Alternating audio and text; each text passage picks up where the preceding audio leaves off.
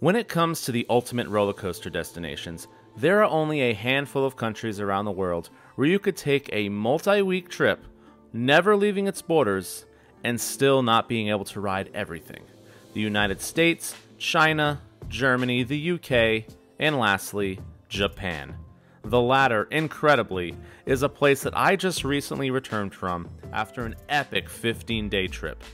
I got to ride a total of 34 coasters over the course of this journey, many of them being some of the best in the entire world, period. So in this video, I will attempt to come up with the 15 coasters that I believe are the country's best. A few disclaimers before we get started. Firstly, these are obviously my opinions and my opinions only. I fully expect some disagreement from many of you watching, and that's honestly a great thing. It generates debate and discussion, which is exactly how this community and hobby thrive. Secondly, there are obviously way more than 34 coasters in Japan, and there are many more parks that I did not get to visit, such as Yomiuri Land, Rutsutsu, Greenland, Nasu Highland, Himeji Central, and a bunch more. That being said, while those parks absolutely have contenders that could have made this list, on paper, I don't believe too many, if any, would have cracked it. And finally, if you happen to watch the 10 vlogs that I recently released from Japan, you may have seen that I gave some scores for each coaster. 6.51, 7.63, that's an 8.35. Well, I'm here to tell you, ignore them. Those were in the moment I literally just got off the ride reactions. And while I do stand by most of them, they are for sure not entirely accurate based on this upcoming list.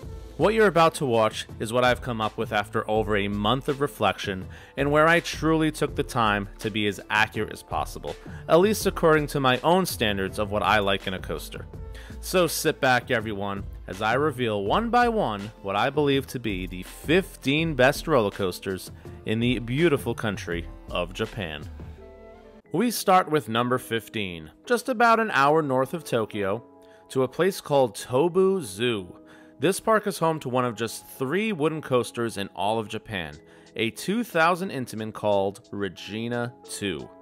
This massive 4,400 feet long, 121 feet high ride definitely has the impressive stats, but to me, it didn't quite live up to any of the hype those numbers may generate.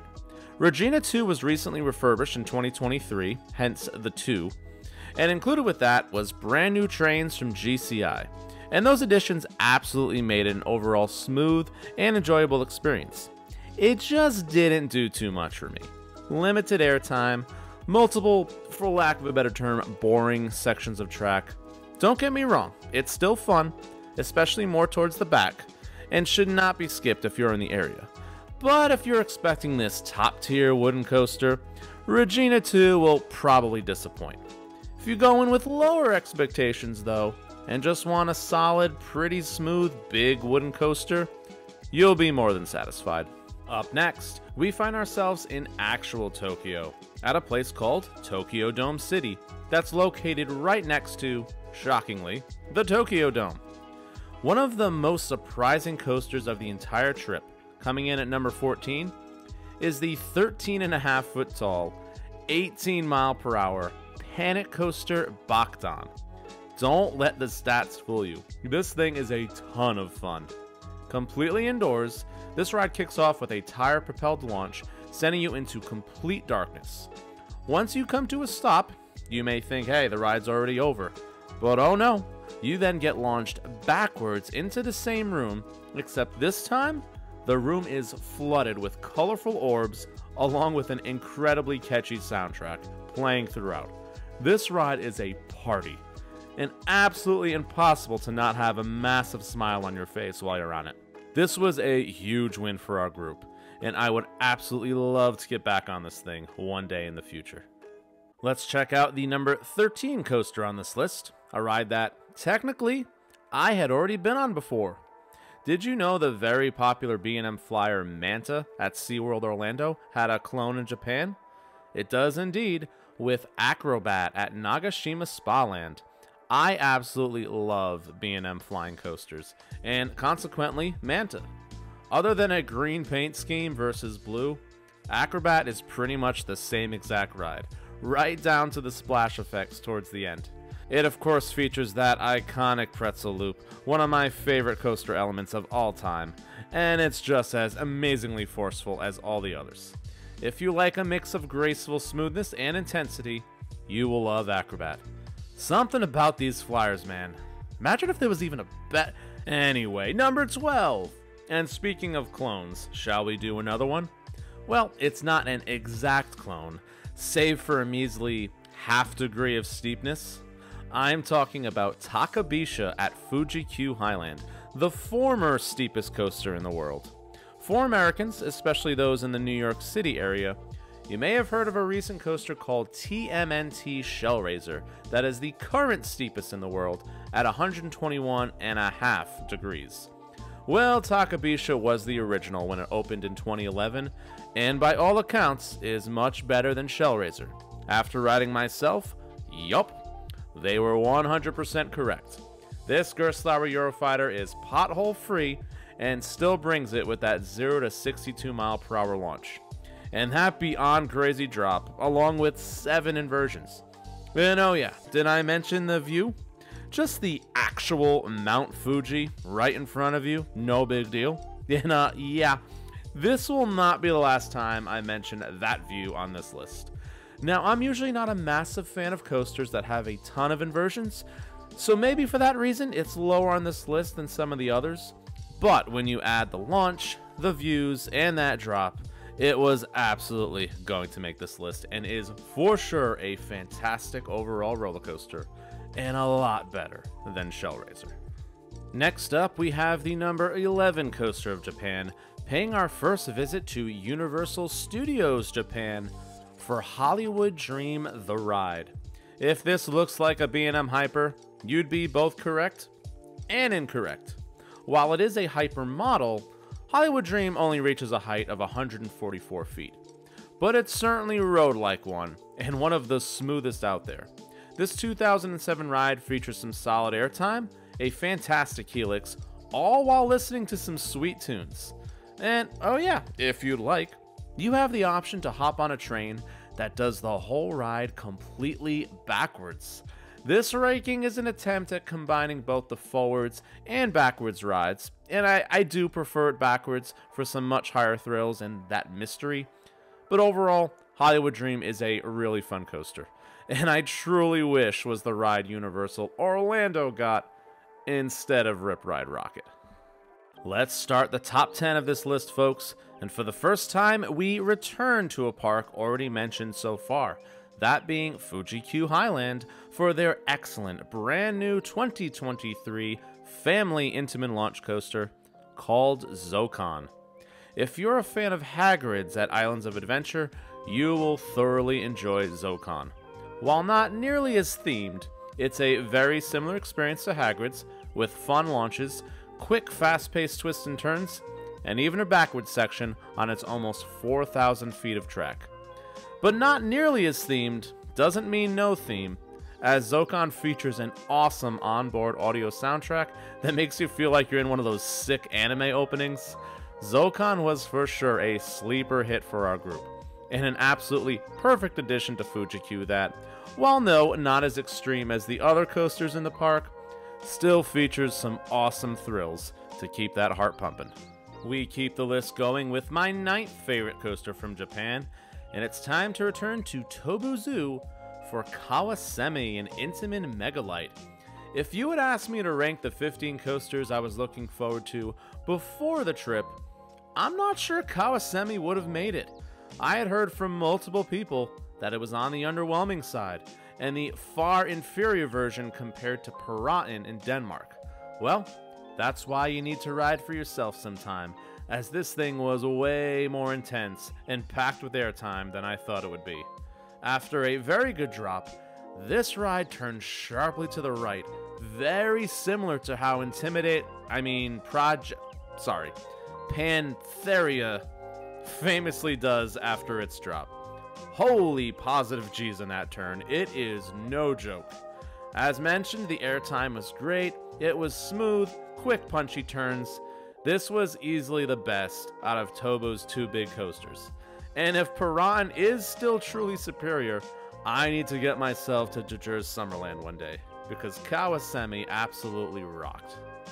Numero ocho, number 8, and for the third time, let's visit Fuji-Q Highland for the massive Fujiyama, a 259-foot tall behemoth of a roller coaster from Togo.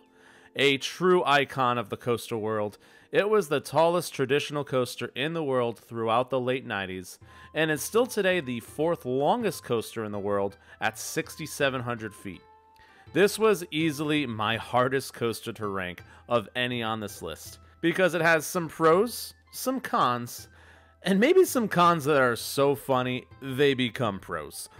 Let me explain. Fujiyama ain't what one would call a smooth coaster, especially in the second half. You get thrown around so much on some of these turns, your back will not necessarily be in the best shape when you hit the brake run. That being said, once you know they're coming, it's hard not to laugh your face off just how janky these elements are.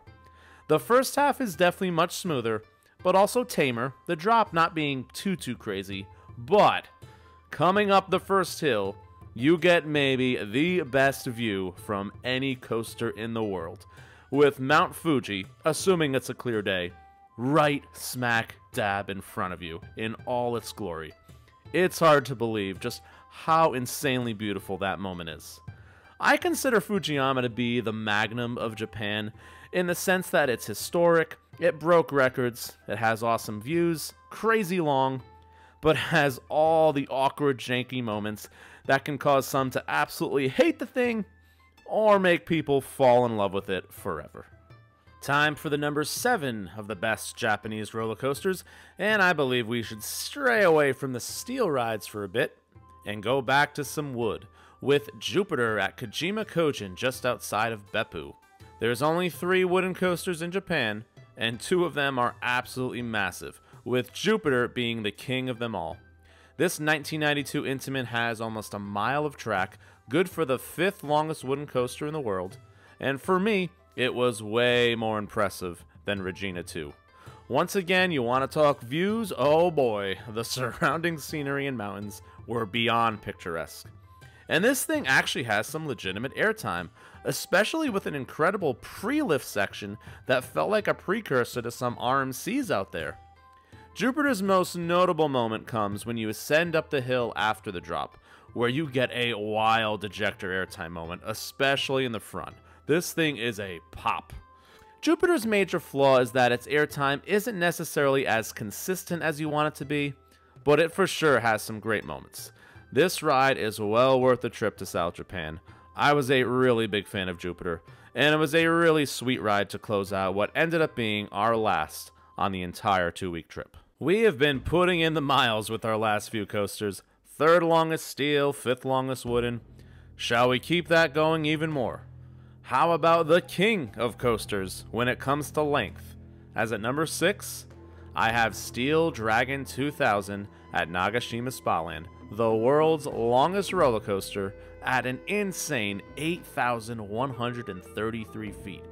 That would be impressive enough, but add the fact it's also 318 feet tall, this Morgan Giga may have the most impressive stat line of any coaster in the country. But how does it ride? Well, pretty dang good if I have it at number 6. I found Steel Dragon to be a very similar, albeit on a grander scale, ride to the Morgan Hypers that you can find in the US, like Mamba, Steel Force, and Wild Thing. A fun drop, solid floater airtime hills, a super forceful helix, and those sweet ejector airtime hills on the return trip.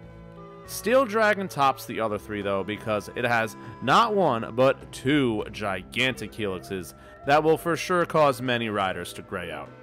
You add on those second half airtime hills with an overall very smooth ride. It does feature B&M trains, which is kind of wild, and you have one of the best coasters in the country. It may lack the longer floater hills you see on B&M Hypers, but at the end of the day, I thoroughly enjoyed this ride, and it absolutely met, if not even exceeded a little, my pre-trip expectations. Top 5 time, baby. Let's keep this going hot with yet another super tall giant. They really like these in Japan. Let's talk some Thunder Dolphin at Tokyo Dome City. Almost the same exact height and speed as Fujiyama, Thunder Dolphin also brings the views, but instead of natural beauty, it's all about them city vibes. Thunder Dolphin is an intimate hyper right in the middle of downtown Tokyo, the biggest city in the entire world. How cool is that? If Thunder Dolphin was just at a regular park, I'd still really enjoy it. Fantastic drop, really good speed, not too much in the way of airtime, but still an overall smooth ride. It would not be number 5 though, the setting, which is a huge factor for me when it comes to these rankings and my preferences, truly makes Thunder Dolphin, especially being right near the Tokyo Dome, the baseball fan in me just really appreciating that fact. You get an incredible view of Tokyo Skytree towards the second half, you go through the Ferris wheel, even a hole in a freaking building. It's for sure one of my favorite settings for any roller coaster that I've been on. And at night, what a vibe. Love me some Thunder Dolphin, and it was truly a phenomenal way to kick off this trip. And it will forever be my first Japanese roller coaster. Just 4 more to go, everyone, and this number 4 spot was certainly up for grabs. Definitely a spot where a variety of coasters already mentioned could have fallen. But in the end, I went with what I believe to be the biggest sleeper of the entire trip, that being Pyrenees, a fantastic B&M invert located at the gorgeous Parque España. The park itself was beyond stunning, but that's a discussion for another day. As Pyrenees, why is this maybe the best invert in the world? Holy awesome positive forces and speed. Great inversions, including a super whippy Cobra roll, an element I usually don't love. A really well done helix, and heck, even a little airtime pop. And this thing is long, the second longest invert in the world after Banshee at Kings Island. Just a perfect layout for this ride type, and a coaster we absolutely wish we had more time to get some even more rides. Better than Montu? Maybe, just maybe. It's that good, people. Do not skip Pyrenees, and especially Parque España, a wonderful roller coaster at a truly wonderful park. The top 3 roller coasters of Japan. You probably know which 3 are left, especially if you're an enthusiast, and you definitely know the top 2, right? Or, just maybe, you don't. As in the number 3 spot, I have Ejinica at Fuji Q Highland. Whoa, hot take alert, right? Number 3? Not 2 or 1? Let me start out by saying, just because it's number 3 on this list, doesn't mean it still may very well be in my top 10 overall. The other 2 are just that good. And yeah, Ejinica is that dang good.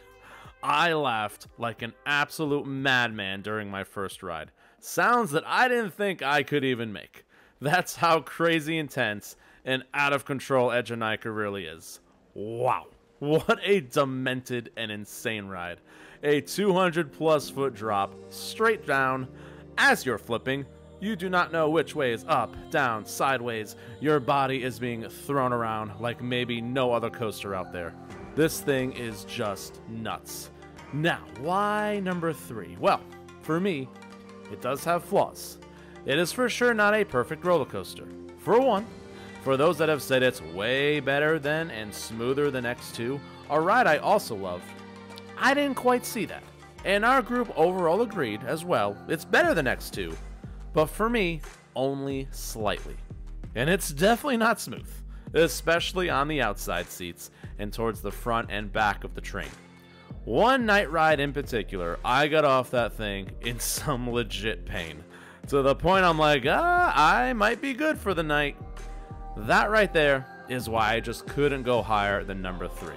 I thought about it, and it still was absolutely in contention for the number 1 spot, as it still may be the pure craziest coaster I have ever been on.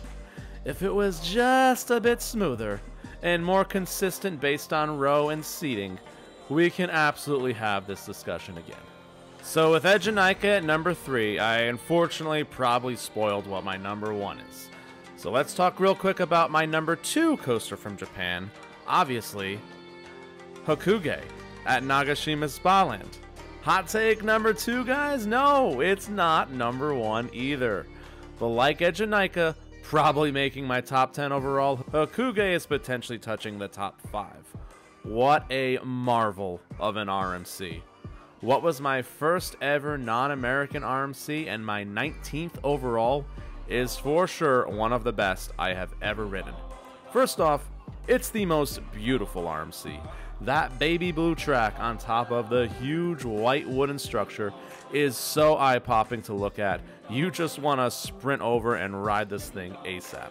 180 feet tall, over 5,000 feet of track, and airtime galore. Oh yes, that sweet RMC airtime you love is maximized to the core in this thing, and if you love RMC elements, Hakuge is the greatest hits of all those things. A wonderful drop, a stall, a double up, a double down, a wave turn. This thing is such a beauty. I still think I personally have Iron Gwazi as my favorite, but when it comes to Steel Vengeance, that's where we have a debate, folks. Hakuge matched all the expectations I had and then some, and it's still so wild to me that I actually have this credit. So what the heck is number 1 then? Not Ejinika, not Hakuge. That's right everyone, my favorite roller coaster of Japan is Flying Dinosaur at Universal Studios Japan. Yes, Flying freaking Dinosaur. Hear me out everyone, I promise this is not to get a rise, to clickbait, to get engagement. No, full honest opinion, Flying Dinosaur is one of the most amazing coaster experiences ever. I asked myself for this list, that I pondered over for over a week, if you could go back to Japan but could only ride one coaster, what would you pick? And Flying Dinosaur was the answer. With Ejinika, I can still get a pretty close experience on X2. With Hakuge, there are also many great RMCs around the US as well. There is no Flying Dinosaur, not even close. Yes, even Tatsu, a ride that's in my top 25 that I loved, is child's play compared to Flying Dinosaur. This ride has maybe my favorite first half on any coaster, period.